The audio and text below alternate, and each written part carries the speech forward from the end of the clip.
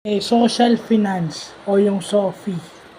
So yung social finance is para siyang yung mga private capital is yung private capital is ginagawang leverage ng mga gumagamit nito para sa environmental and social needs. Kumbaga, ito yung parang philanthropy work, kaso sa philanthropy work wala kang kinikita. Sa social finance may kinikita ka, at yung kinikita nun ginagamit mo sa social ginagamit mo sa social and environmental needs ng community na yun.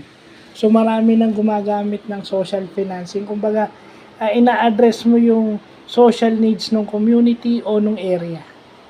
So yan. Kumbaga, nagne-negosyo ka pero ina-address mo yung needs ng community. Yun. So, kumikita ka na, nakatulong ka pa sa kapwa mo, di ba? Kaso, yun nga lang, yung sinasabi nga nung isa kong kakilala, kumikitang kaalaman, kumikitang negosyo para sa tao. So, yun. Kasi pag philanthropy, libre, di ba? Philanthropy, bigay mo lahat, walang balik. Ito may balik, pero para sa tao. So, yun lang po.